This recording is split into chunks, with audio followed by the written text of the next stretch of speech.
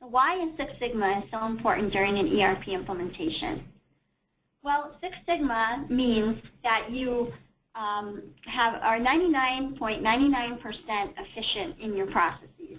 It's a methodology that includes 5 process elements. So it starts out with the define phase, where you determine what processes you want to analyze and define your failure points. Measure, where you define what the root cause is of those particular failure points. Analyze, where you look at what are some of the, what is the real true root cause of those particular failure points. And then improve, where you come up with solutions to improve your process and make it more efficient.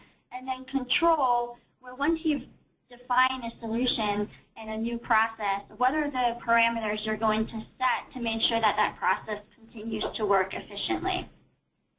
It's a management philosophy whose goal is to make an organization more effective and efficient. And it's measured based on whether an organization has no more than 3.4 bad customer experiences for every million customer opportunities. Sigma is a statistical measurement of variability that occurs in any particular process. And so the higher the Six Sigma value, the less variation in the system. So if you're operating at a 2 Sigma, you're operating at less efficiency than you're operating at 6 Sigma. Six Sigma implementation focuses on the process, not a system, but the actual process. And it is anything and a process is anything that has an input or output, and it can be measured. And one of the things we say is you can't manage what you can't measure.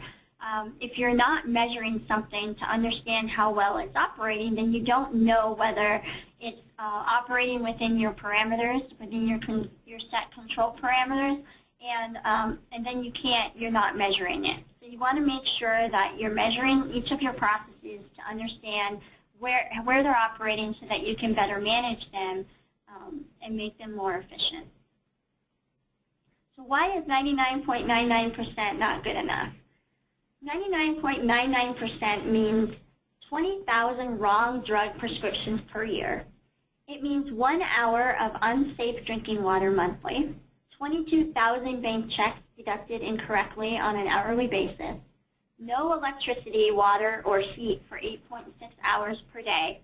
It can mean 2 plane crashes per day at O'Hare Airport International. It could also mean 500 incorrect surgical procedures per week, 32,000 missed heartbeats per person per year, or 2 short or long landings at major airports each day. So even when your process is operating at the optimal efficiency at 99.99%, you still get failure points. So even at that, you're getting, you're taking risks that can be life-threatening.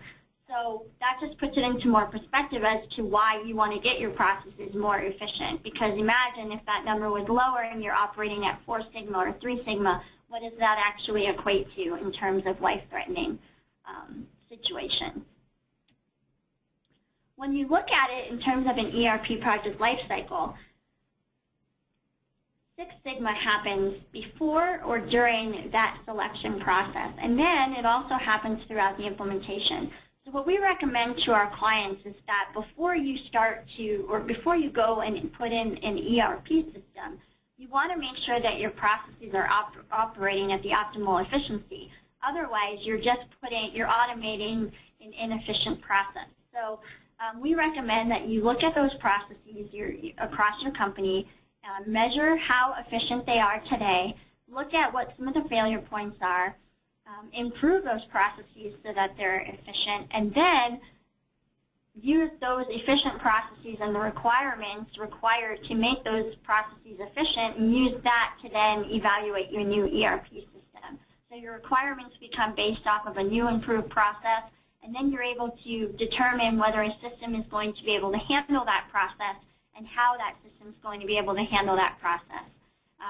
And then, of course, along the way, after you select your system and you get into that blueprinting and design phase in implementation, you start to learn a little more about the software, and you may end up making some additional tweaks, so your process may change just a little bit along the way, which is why it moves over into the implementation services side.